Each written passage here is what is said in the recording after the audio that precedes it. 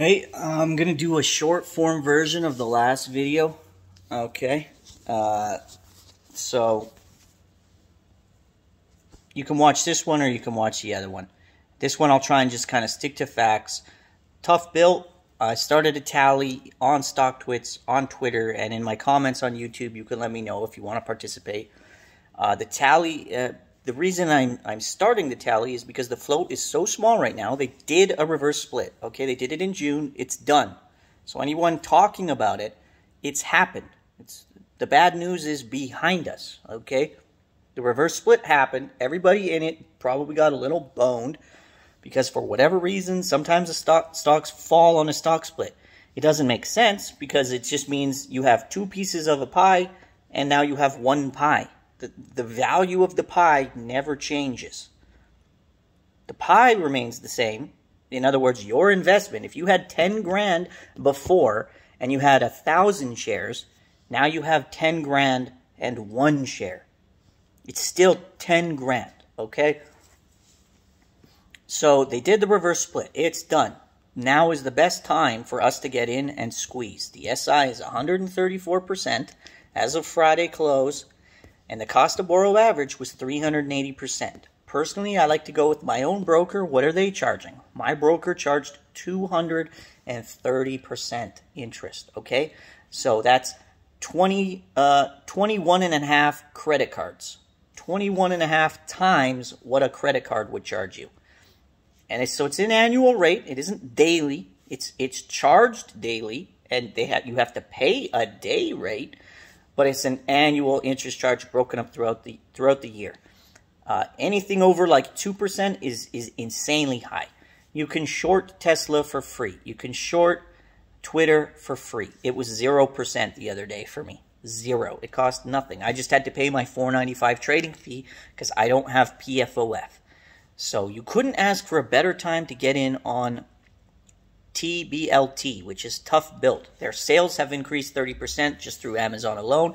Amazon is technically the world's largest retailer at this point, okay? Outside of, like, this online retailer, sorry.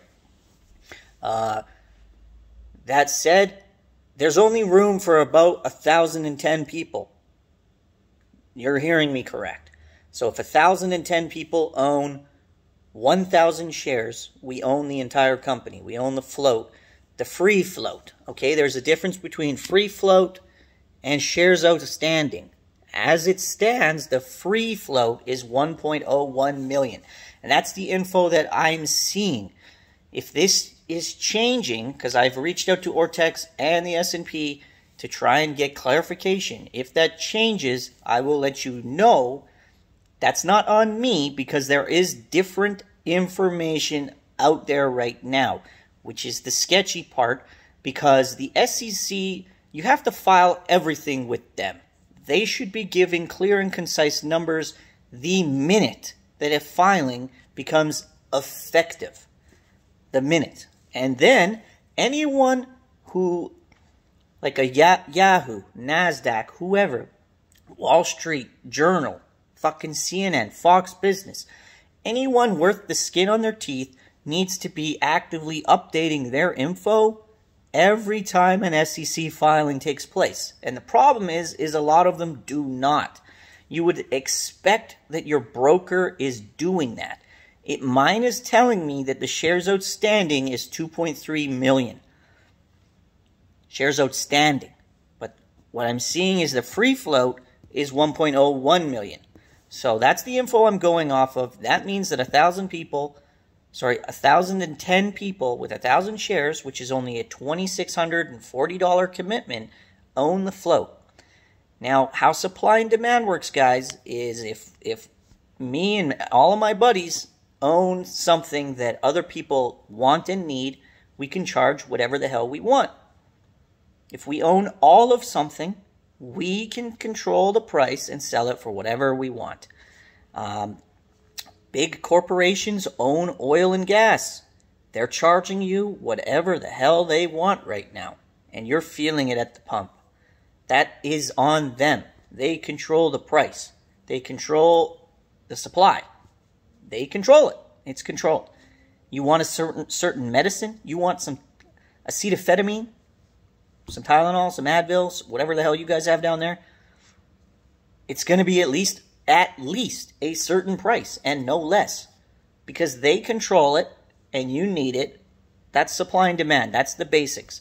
So when the cost to borrow is 370% on average, okay, you might get some like my broker, 230, and you have other brokers that were over 400%. That's going to put pressure on someone who has a short position to close the position so that they stop having to pay interest on it. How do they do that? They buy the shares. If the shares are only available for a certain price, that's what they have to pay. Okay? So I see a lot of comments out there. This is picking up steam. It's happening. Whether you're on board or not, it's happening with or without you. This isn't a marriage. I say this on a lot of my stocks. We're not married to Tough Built. We essentially do not even care about the company. If it has some positive news, like the Amazon situation, great. That helps our bull thesis. It doesn't matter personally to me if they succeed or fail. I'm not a white knight trying to save every company that exists. You know, I mean, I'm sure that's great for the people that are employed there, that it's getting some positive movements, but it doesn't really matter to me one way or the other. And I'm here to make some money. I'm here to run a play up. I'm here to be a part of it. And make my money. And the way to make money is to sell the stock eventually. So anyone who would label certain plays pump and dumps, the thing you need to understand is when you're running a stock up, I don't have any remorse about leaving short sellers as bag holders. I hate short sellers. They're the scourge of the earth, and nothing would make me happier than to see them all lose money and to see hedge funds that have maliciously attacked specific companies relentlessly close their doors and go bankrupt, like Melvin and Archegos and all these other companies, okay? That's great. I'm glad to see that. The problem is retail forgets that they need to actually sell at some point. You can't just hold it indefinitely. And if that's your game plan, you're just being greedy. I get up on a play, I'm taking some profit and then reassessing. Do I stay in? Do I add again? It's constantly changing. This isn't sort of money you just put in something, set it, and forget it. Especially these micro-cap small floats. They move incredibly violently both directions. It could go to 20 and back to 2 in 2 weeks. It could do that. And that's absolutely normal market conditions. P&D is a bit of a stupid term. It's almost like an uneducated term. In the sense like,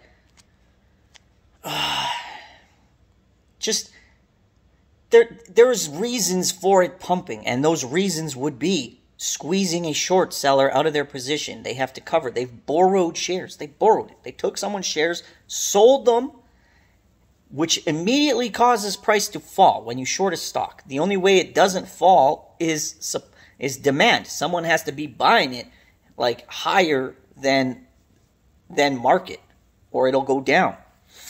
And then if they sell 300,000 shares like they did on the one bar on Friday, and it went down 20-something cents in less than 2 minutes, that's because there wasn't people ready to buy up 300,000 shares.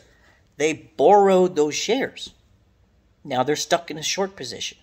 They got out of some of it because it immediately went back up to 265, but it was like 272, so they made a 7-cent swing there. Plus they hit some stop losses, stole some people's shares, covered some of it, and now they're sitting on a little position there of shorts still. And that's just kind of how that works. So the only way to get beyond that is buying pressure, and that's what's going to raise the price. Without the buying pressure, the price won't go up.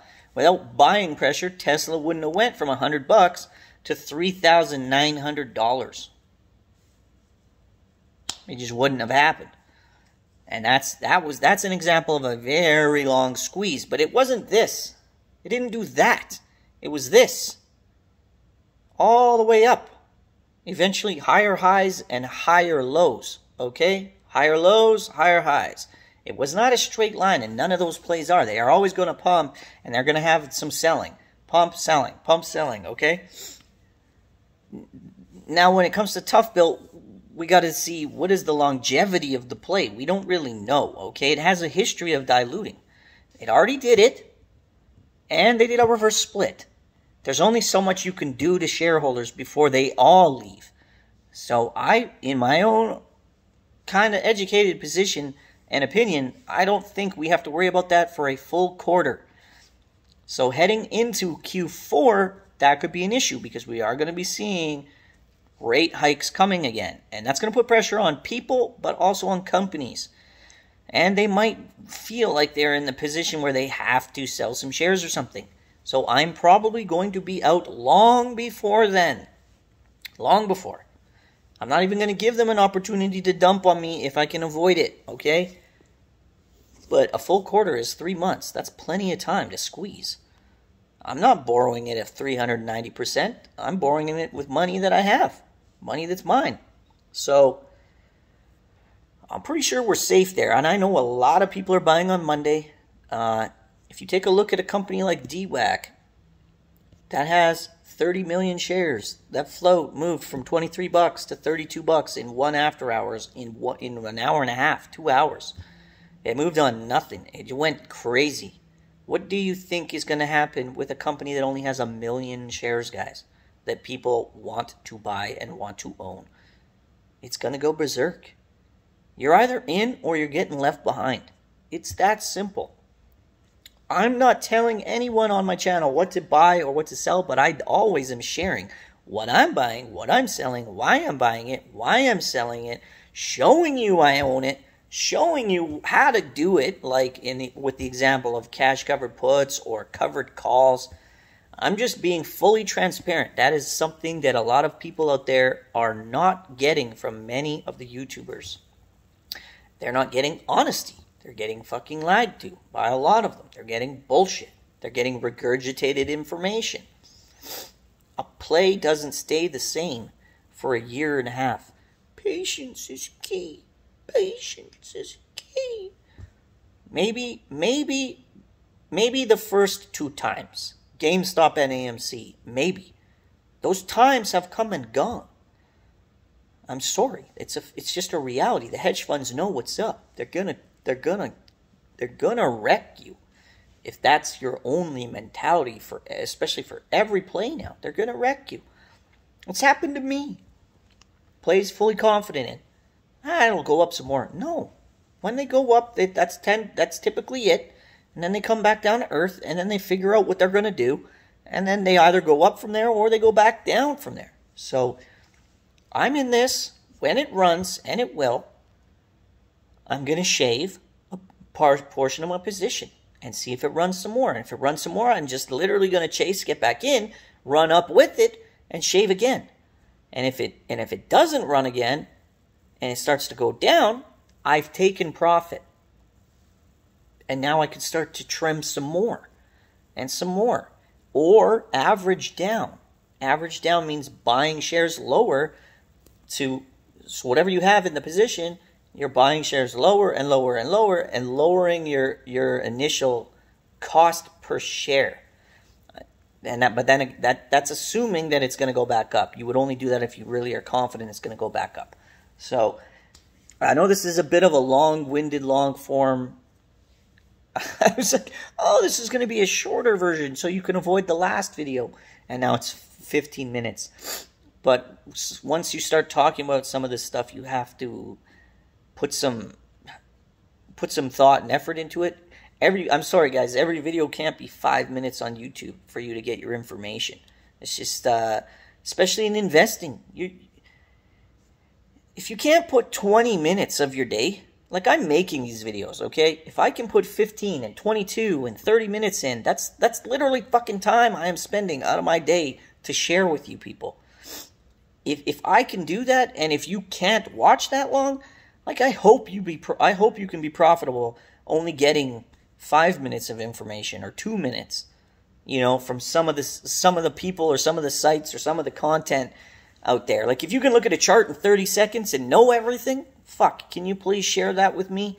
Can you share that with the rest of the world? Because if I pulled up a chart on it right now, we could talk about the chart, and I'd be talking about the chart for half an hour, 2 hours. You got to get intimate with some of these plays. I said it wasn't a marriage, but we definitely got to get into the sheets. We got to get some skin on skin and figure out what we're working with here. And, you know, if we want to wake up next to this stock in the morning, right? I held over the weekend. So I had a good time with her on Friday.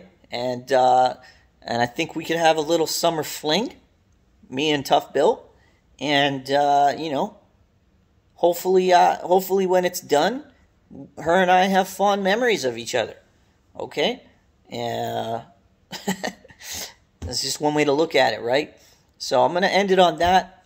And I will follow up with you guys if I learn more. I mean, just sub to me. Fuck it. Like me, sub, notify, whatever. And if you need to be up on this play. Because I'm going to be uploading shit all the time on this play until I'm done.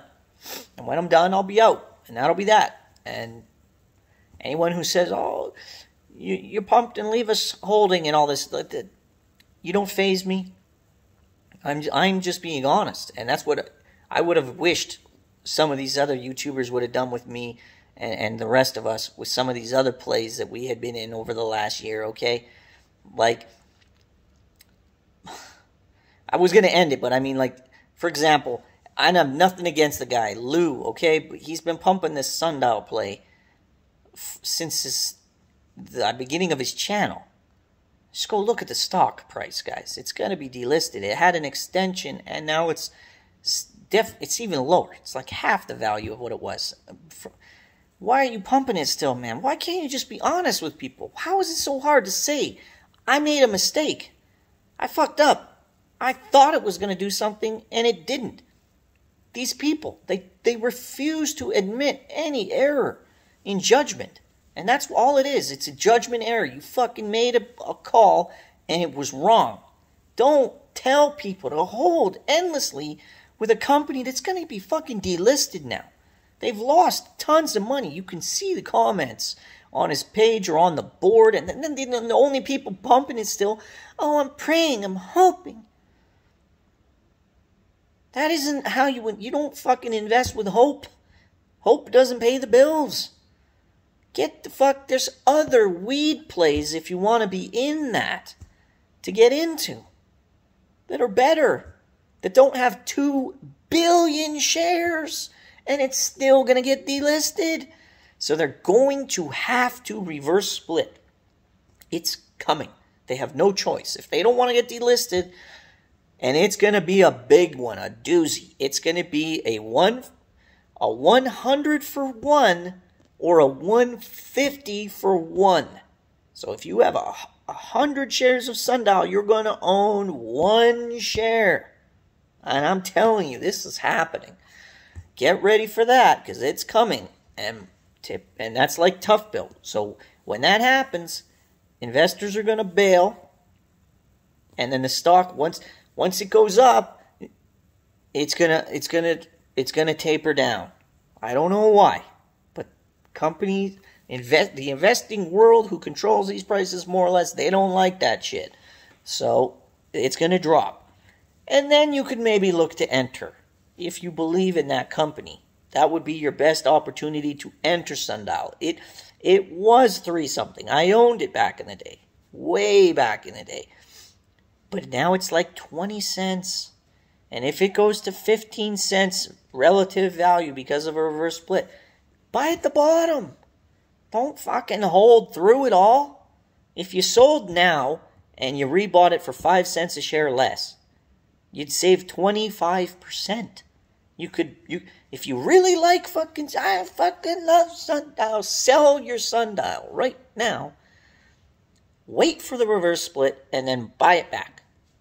You'll make 25%, if not more, or own 25% more shares because you'll have that much more money. Sorry. So what I was getting at is some of these YouTubers, they need to be more transparent and honest and admit their faults, admit their mistakes, and admit bad plays. And that's all I'm trying to do and be, is a little more transparent and honest. Do you know what I fucking made on YouTube, guys, in 7 weeks? 200 Canadian. I haven't even gotten paid yet. 200 Canadian. Do you know how many views I have? 90,000 views.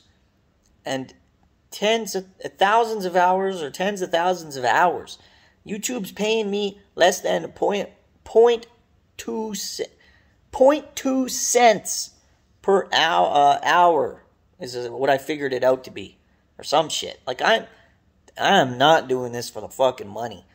But it does help to have a solid community, and hopefully eventually I'll actually make some money from this, because that would be nice. Like, I'm not afraid to admit that. That's not a big secret. It'd be nice to have some passive income coming in related to a hobby that I'm already invested in, which is in stocks. Okay? Other people, they fucking do TikToks and they get money. Well, it would be nice to make something, right? So, with that said, like, that's why I'm doing this. And it doesn't hurt to have the word out. I've had a lot of people who now I've grown some relationships, and especially on Twitter too. And I'm getting plays from some other people too. So even that, it's got a mutually beneficial effect for information sharing and gathering, good and bad. It's good to know when something is bad, so that if you were looking at it, you can avoid it. Or if you're in it, you can get out. Right? So it's not always about only making money. Sometimes it's about saving your skin, getting out, saving your ass. So hopefully that's what we can accomplish on my channel, guys. Thanks for watching if you've watched this far. Like, comment, sub, notify. Check out John Wick Sniping. Check out Teddy Zane Dodge Warrior. Those two guys are really, really awesome dudes. And I just want to thank, like, everybody on my channel, because you guys have been so positive, and I pretty much don't have no trolls or anything like that. When I first started, I maybe had a couple, but they're all long gone now. So I appreciate that, and I want to let you guys know. Thanks.